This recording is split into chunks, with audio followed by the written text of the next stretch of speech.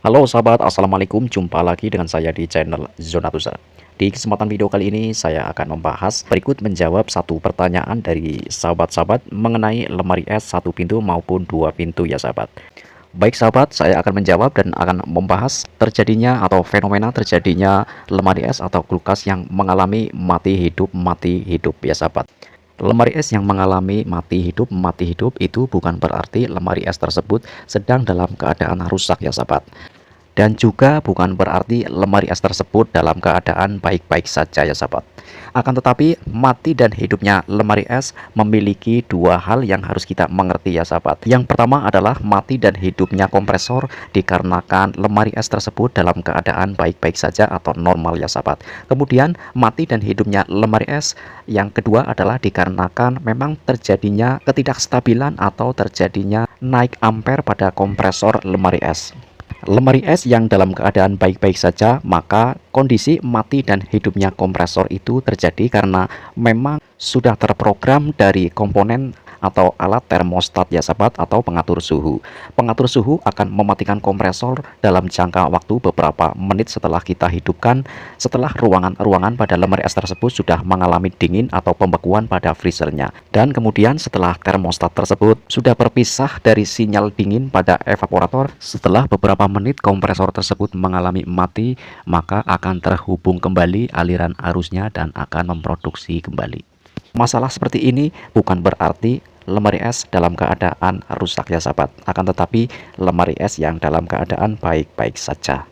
Lemari es yang mengalami mati hidup yang tidak normal maka memiliki beberapa dampak pada lemari es atau listrik PLN ya sahabat. Dampak pertama penyebab daripada mati dan hidupnya lemari es yang tidak normal maka bisa kita tandai pada evaporator yang tidak dapat memproduksi bunga es secara baik ya sahabat, bahkan tidak sama sekali dapat memproduksi bunga es ya sahabat. Jika lemari es yang mengalami mati hidup tidak normal pada umumnya seperti mungkin terlalu cepat atau terlalu lama ya sahabat, akan tetapi pada freezernya masih dapat memproduksi bunga es, maka itu juga masih dapat kita toleransikan pada kompresornya ya sahabat. Kita dapat mengeceknya di bagian kompresor dengan mencobanya untuk mengeceknya menggunakan alat tang ampere ya sahabat. Jika sahabat-sahabat tidak memiliki alat tang ampere, maka sahabat-sahabat dapat mengeceknya di bagian relay atau PTC yang seperti ini ya sahabat. Relay atau PTC memiliki banyak sekali jenis-jenisnya, namun kita dapat mengikuti daripada contoh yang terdapat pada kompresor tersebut.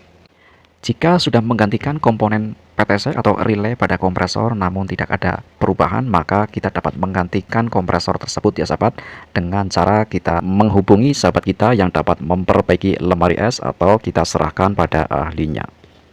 Untuk lemari es yang mengalami mati hidup namun terlalu cepat, maka dapat juga terjadi karena kita terlalu kecil atau meminimalkan pada termostat atau pengatur suhunya ya sahabat. Kita dapat membesarkan sedikit pada termostatnya, sehingga proses pemberhentian kompresor itu akan lebih lama daripada sebelumnya. Namun dengan catatan freezer atau evaporator tersebut dalam keadaan normal dalam memproduksi bunga es ya sahabat. Namun jika lemari es yang mati hidup itu disertai dengan tidak terjadinya produksi bunga es pada evaporator, maka yang utama kita periksa adalah pada bagian kompresor ya sahabat, berikut relay, PTC, dan overloadnya. Karena dengan mati hidupnya kompresor akan berdampak pada evaporator yang tidak dapat memproduksi bunga es. Berikut semakin lama kita biarkan akan terjadinya turun listrik pada meteran sahabat-sahabat, dan kemudian kompresor ini akan menjadi lebih parah atau terbakar pada kumparannya.